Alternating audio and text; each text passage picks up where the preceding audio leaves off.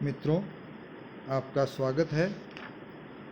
आज हम एकांकी 1 तोले अफ़ीम की कीमत पिछले 2 व्याख्यानों से हम इसका अध्ययन कर रहे हैं और आज उसी पर हम आगे बढ़ेंगे। हमने लेखक की जानकारी ले ली थी, उनके व्यक्तित्व एवं कृतित्व के बारे में जान लिया था और आज इस एकांकी पर आते हैं जो कि पिछली बार हमने जहाँ छोड़ा था कि हमने जो पात्र थे उन पात्रों के बारे में जान लिया था कि इस एकांकी में कौन कौन से पात्र हैं। आज हम लेखक ने जो पीछे एक चीज़ बताई थी हमको एकांकी की या लेखक के व्यक्तित्व कृतित्व के बारे में जब हम अध्ययन कर रहे थे तो लेखक से हमें जो पता लगा था कि लेखक जो एकांकी के जो बारे में बताता है वो चीज़ हमने यहाँ देखी थी। वो क्या देखी थी हमने? वो ये देखी थी कि एकांकी के जो रंग सूचनाएं हैं, हमने कहा था कि रामकुमार वर्मा की एकांकियों में हमको रंग सूचनाएं मिलती है और वो बहुत अच्छी तरह मिलती है। आज हम इस एकांकी में जहाँ जहाँ उन्होंने रंग सूचनाएं हमको प्रदान की है उन रंग सूचनाओं के बारे में हम जानकारी लेंगे। तो आइए कि कहाँ कहाँ किस तरह से इन्होंने हमें रंग सूचनाएं प्रदान की है उसके बारे में हम जानकारी लेंगे।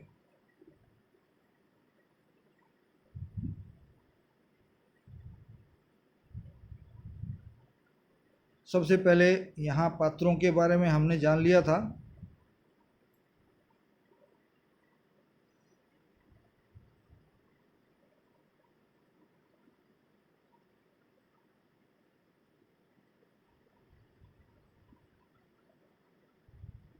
और अब हम ये जानेंगे कि कहाँ कहाँ किस किस तरह से निबंधकार ने अपनी एकांकी के संदर्भ में जो बात कही है वो किस तरह से हमको बताते हैं कि आप किस प्रकार से इसको मॉडिफाई कर पाएंगे, किस प्रकार से एकांकी को हम दिखा पाएंगे, वो सारी बातें इसमें आती हैं। तो हम सर्वप्रथम ये आते हैं कि इन्होंने सबसे पहले शुरुआत कहाँ से की है। इन्होंने शुरुआत की है कि एकांकी को मंच पर मंचित करने से पहले एक मंच पर क्या क्या व्यवस्थाएं करनी है और पात्रों को किस तरह से वहाँ उपस्थित होना है और किस तरह से बातचीत करनी है। तो देखिए, सबसे पहले जो बताते हैं समय बताया है, समय रात के 10 बजे के बाद। देखिए समय तक बता दिया है। अब अभी मैं ये करने के बाद बताऊंगा कि इससे क्या हमारे सामने स्पष्ट होता है। रात के 10 बजे के बाद लाला सीताराम की दुकान, उसी में एक सजा हुआ कमरा, एक बड़ा टेबल, उस पर कागज दवात कलम आदि सुसज्जित हैं। टेबल के आसपास 2-3 कुर्सियां रखी हुई है, बगल में एक बेंच जिस पर कारपेट बिछा हुआ है। देखिए क्या सब चीज़ें बता दी। दुकान लाला सीताराम की और उसमें एक सजा हुआ कमरा, उस कमरे में एक बड़ी सी टेबल और उस टेबल पे कागज़ भी है, दवात भी है, कलम भी है, ये सारी चीज़ें उसमें उपस्थित है। तो यहाँ उस कमरे की एक स्थिति जो है वो हमारे सामने बिल्कुल स्पष्ट हो जाती है कि किस तरह से। अब अगले चरण में आते हैं। इसमें बगल में एक बेंच जिस पर कारपेट बिछा हुआ है और वहीं बगल पे एक बेंच रखी हुई है जिस पे कि एक कारपेट रखा हुआ है, एक दरी बिछी हुई है। दीवार पर 2 या 3 फोटो लगे हुए हैं। देखिए दीवार पे फोटो भी लगाने की व्यवस्था यहाँ लेखक ने कर दी है। वहाँ सोया जाता है, आराम किया जाता है, ये भी वहाँ बता दिया कि बेंच है और उस पर एक कारपेट रखा है, एक दरी रखी है, जिसमें एक मकान के मालिक सीताराम का और दूसरा उसकी पत्नी का है। ये कमरा एक तो मकान के मालिक का है जो सीताराम है और दूसरे उनकी पत्नी का है जो अब इस संसार में नहीं है, अर्थात उनकी पत्नी का देहांत हो गया है। दोनों के बीच में श्री लक्ष्मी जी का एक चित्र लगा हुआ है। क्योंकि व्यापारी हैं तो लक्ष्मी के चित्र लगा है, ये हमको पता लग जाता है कि ये व्यापारी हैं उससे। दाहिनी ओर एक साइन बोर्ड है, दाहिनी तरफ एक साइन बोर्ड है जिसमें लाला सीताराम अफीम के व्यापारी लिखा हुआ है। बोर्ड लगा हुआ है बाहर या अंदर भी है, तो वहाँ एक बोर्ड लगा है जिस पे लिखा हुआ है कि लाला सीताराम अफीम के व्यापारी। दीवार पर कुछ ऊंचाई से एक क्लॉक टंगी हुई है। देखिए यहाँ शब्दों का प्रयोग देखिए, क्लॉक, घड़ी नहीं कहा है, क्लॉक का है, जिसमें 10:15 का समय हुआ है। क्लॉक के बगल में एक कैलेंडर भी टंगा हुआ है। देखिए कमरे की जो स्थिति है वो सारी हमारे सामने इस जो लेखक ने जो मंच का, जो एकांकी का या रंगमंच का जो चित्रण किया है वो सारा हमारे सामने स्पष्ट हो जाता है। मंच की जो सूचनाएं हैं वो हमारे सामने स्पष्ट हो जाए, तो एकांकी को मंचित करने में कहीं कोई दिक्कत नहीं आएगी। अब मुरारी मोहन लाला सीताराम का लड़का है, यहाँ परिचय दे रहे हैं पात्र का, जो नए विचारों से पूर्ण रीति से रंगा हुआ है। वो कैसे विचारों का लड़का है? नए विचारों का लड़का है और उसी रीति से रंगा हुआ है। वह इसी वर्ष बीए पास हुआ है, उसने इस वर्ष बीए की है। उस समय बीए बड़ी चीज़ हुआ करती थी, आज तो बीए बिल्कुल सामान्य है। पहले की 5वीं के बराबर, 5वीं का जितना महत्व होता था उतना आज बीए का महत्व है। उम्र 21 वर्ष लगभग। तो ये भी बता दिया कि आपको पात्र चुनना है, अभिनेता चुनना है तो किस उम्र के आसपास का लेना होगा। देखने में सुंदर, आप हर किसी व्यक्ति को ये पात्र नहीं बना सकते, सुंदर लड़का देखना होगा जो कि लगभग 21-22 वर्ष का हो। साफ कमीज और धोती पहने हुए है, वो उस समय की वेशभूषा है। आज तो आपको पढ़ा लिखा और 21 वर्ष का बच्चा धोती कुर्ता कहे तो आपको आश्चर्यजनक लगता है, लेकिन उस वक्त धोती कुर्ता साफ सुथरा पहना जाता था जो पढ़े लिखे लोग पहनते थे। टेबल पर बिखरे हुए कागज ठीक करने के बाद वह कुर्सी पर बैठकर अखबार देख रहा है। अब वो क्या कर रहा है? जब नाटक दिखाना शुरू करेंगे उस वक्त वो क्या कर रहा होता है? टेबल पर बैठकर कागज ठीक करने के बाद अखबार पढ़ रहा होता है। चिंता की रेखाएं, चिंता की गहरी रेखाएं उसके मुख पर देखी जा सकती है। वह किसी समस्या के सुलझाने में व्यस्त मालूम देता है। दो एक बार अखबार से नज़र उठाकर दीवार की ओर शून्य में देखने लगता है, दीवार की तरफ शून्य में देखने लगता है। अब यहाँ इन्होंने जो विशेषताएं बताई है रंगमंच की, रंगमंच का जो विवेचन किया है कि किस तरह की साज सज्जा एकांकीकार को करनी होगी, मंचन करने वाले को, डायरेक्टर को या निदेशक को करनी होगी, वो सारी चीज़ें बता दी। अब देखिए जब हमने ये चीज़ पढ़ी, हमने जब इस बात को पढ़ा तो हमारे सामने क्या स्पष्ट हुआ? यही कि समय कौन सा था, एक चित्र सा उभर करके सामने आ गया। जब हमारे सामने ही एक चित्र उभर करके सामने आ गया है तो आप सोचिए जो इस एकांकी का निदेशक होगा, डायरेक्टर होगा, एकांकी को वंचित करवाने वाला व्यक्ति होगा, उसके तो आने ही आने, क्योंकि वो तो इस मामले में निपुण आदमी है। तो उसके लिए एक चित्र बना दिया, शब्द चित्र, तो उसको कहाँ जोर आएगा? बिल्कुल जोर नहीं आएगा। उसको पता है कि समय कौन सा दिखाना है तो वो अंधेरा दिखाएगा मंच पर।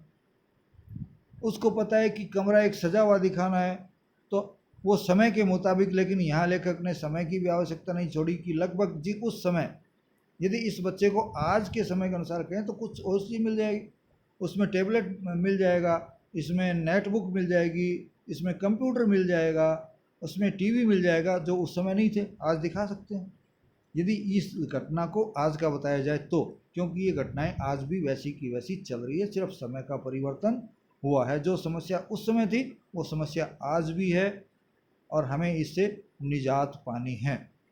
ये हमें लेखक कहना चाहता है, वो आगे हम चर्चा करेंगे। और टेबल के आसपास 2-3 कुर्सियां भी रखी हुई है ताकि कोई मेहमान आता है तो वो बैठ सके। बगल में एक बेंच पर कारपेट भी बिछा हुआ है, तो उस बेंच का उपयोग बैठने के लिए भी हो सकता है और सोने के लिए भी किया जा सकता है। और देखिए कितना अच्छा किया है, साथ में फोटोएं भी दीवार पे टंगी हुई दिखा दी। और फोटोएं भी किस किस की? मकान मालिक की, उसकी पत्नी की और साथ में लक्ष्मी की, वो भी उन दोनों के मध्य में, बीच बीच में। तो देखिए उससे पता लग जाता है कि ये व्यापारी वर्ग का मकान है। और उसके साथ साथ वहाँ एक बोर्ड भी लगा दिया, साइन बोर्ड भी लगा दिया, एक चिन्ह बना के बोर्ड लगवा दिया कि हाँ भाई ये लाला सीताराम की दुकान है जो कि अफीम के लिए है। और दीवार की ऊंचाई पर चूंकि पढ़े लिखे लोग हैं, समय के अनुसार काम करने वाले लोग हैं, तो निश्चित तौर पर घड़ी मिलेगी, तो वो घड़ी भी इसमें दिखाई। और तत्पश्चात देखिए, ये तो कमरे की सजावट होगी, निदेशक ने करवा दी। अब ये है कि पात्र किस तरह से आएंगे और कौन आएगा सबसे पहले, वो भी बता दिया। मुरारी मोहन लाल सीताराम का लड़का है, पहला पात्र है मुरारी मोहन। वो कौन है? लाला सीताराम का लड़का है, जो कि, और उसकी उम्र बता दी, वो बीए पास है, ये बता दिया। अब ये चीज़ें थोड़ी सी कठिन हो सकती है, लेकिन वो चूंकि मंच पे दिखेंगी इसलिए वो कठिन नहीं लगेगी निदेशक को। धोती कुर्ता पहने हैं तो धोती कुर्ता पहना के बड़े आराम से भेजेगा, क्योंकि एक चित्र बन गया है उसके दिमाग में। और कोई भी चीज़ यदि चित्र बन के हमारी दृष्टि में आ जाती है तो वो हमें याद भी रहती है और समझ में भी आसानी से आती है। तो हम यहाँ कह सकते हैं कि यहाँ बहुत अच्छा या बहुत अच्छी तरह से इन्होंने रंग सूचनाएं मंचन करने वालों के लिए दी है, अभिनेताओं के लिए भी दी है और निदेशक के लिए भी दी है, जिससे कि एकांकी के मंचन में बहुत अधिक सुविधा हो जाती है। ये तो पहला है, एकांकी या रंग सूचना जो है, पहली रंग सूचना आई है हमारे सामने। अब आगे चलते हैं, आगे कोई रंग सूचना है क्या वो देखते हैं। आगे छोटी छोटी कई रंग सूचनाएं हैं। दूसरे पृष्ठ पे भी इन्होंने एक रंग सूचना दी है, वो देखिए आप, तीसरी पंक्ति में आपको मिल जाएगी। और कहते क्या है? राम दीन का प्रवेश। घुटने तक धोती, गंजी और पगड़ी पहने हुए है, और उसके साथ साथ बड़ा बातूनी भी है, लेकिन है समझदार, आकर नम्रता से खड़ा हो जाता है।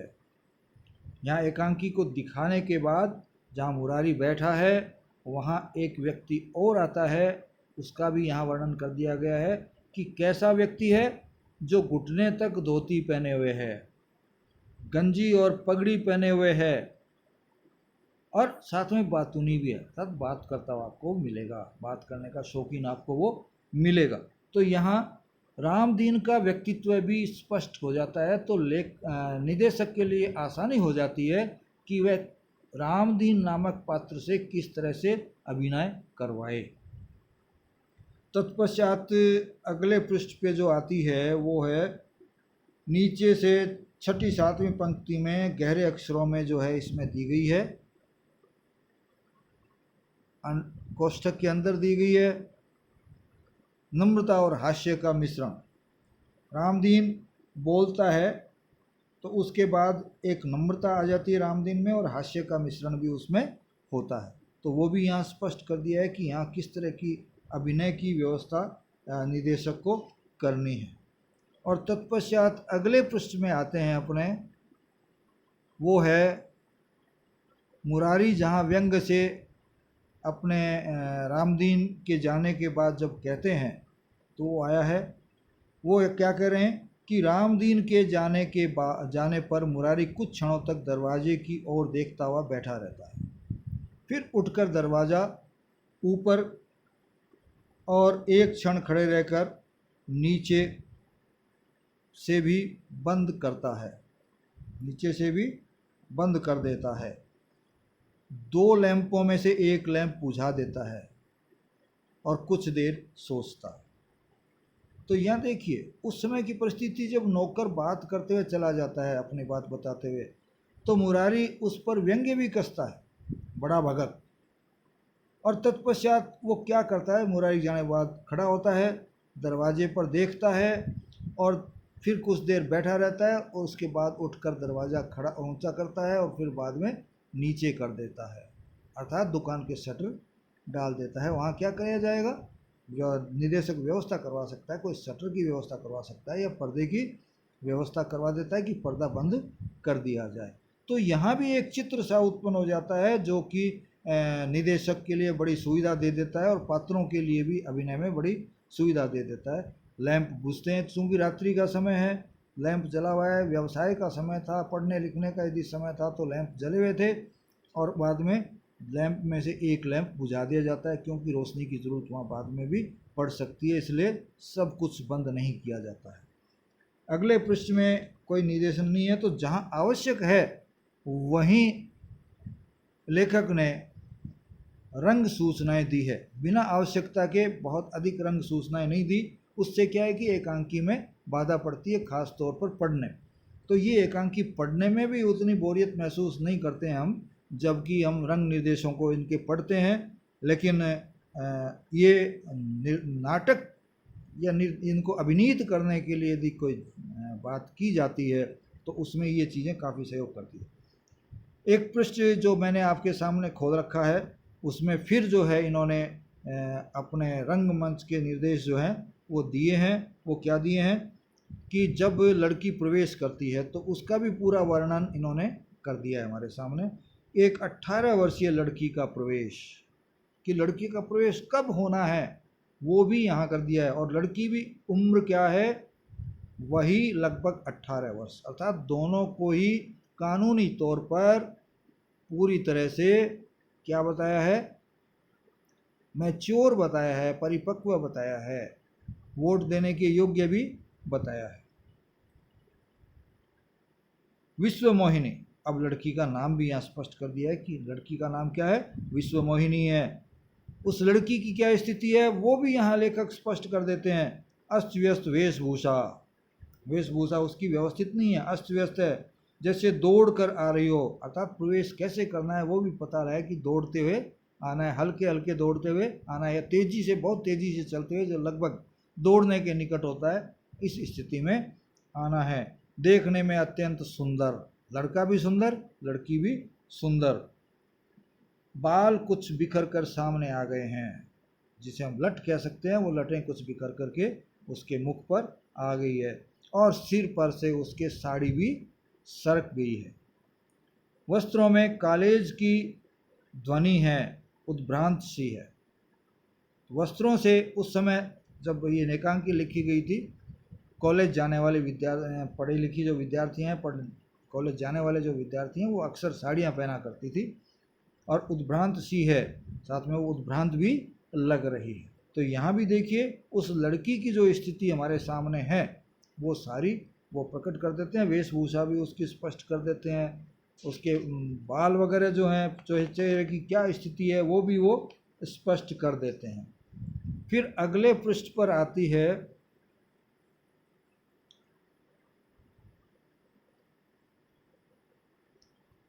मुरारी के कहने के बाद, जब मुरारी और विश्वमोहिनी आपस में चर्चा कर लेते हैं, उसके बाद जो है विश्वमोहिनी एक क्षण में वह गोली खा लेती है, अर्थात गोली वाली बात हो चुकी है, और विश्वमोहिनी उससे मांग चुकी है और वह समझ भी चुका होता है कि भाई ये मरना चाहती है, तो वो भांग की गोली देने की बजाय एक दूसरी गोली दे देता है जो कि नुकसान नहीं करती है, जो नशा नहीं करती है, तो वह उस गोली को लेते ही खा लेती है ताकि कोई उसको रोक नहीं दे।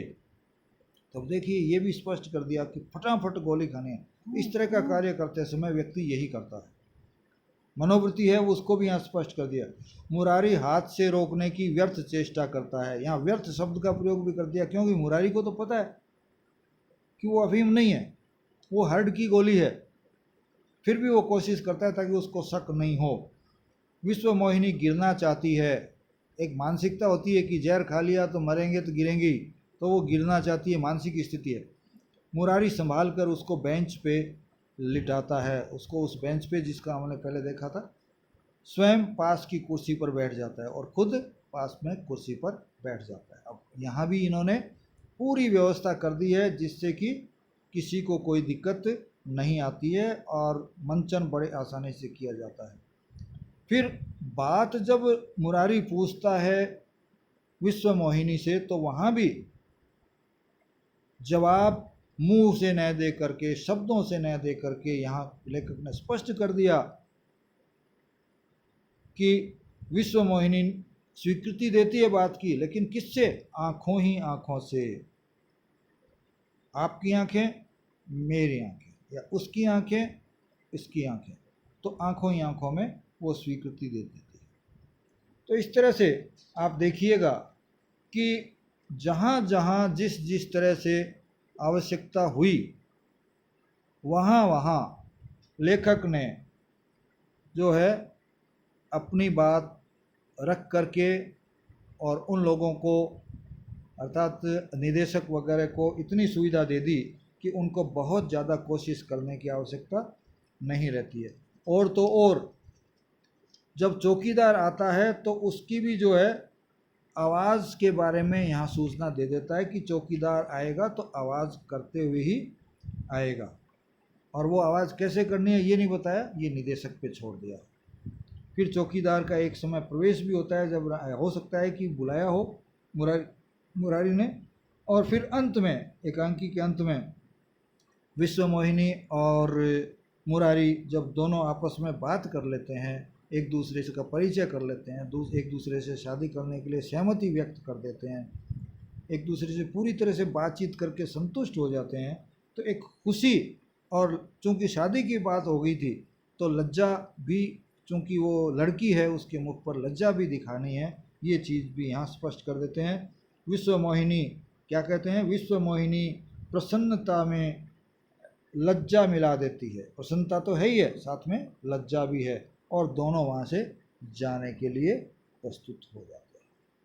धन्यवाद। आज के लिए इतना ही, आगे कल पढ़ेंगे। जय हिंद।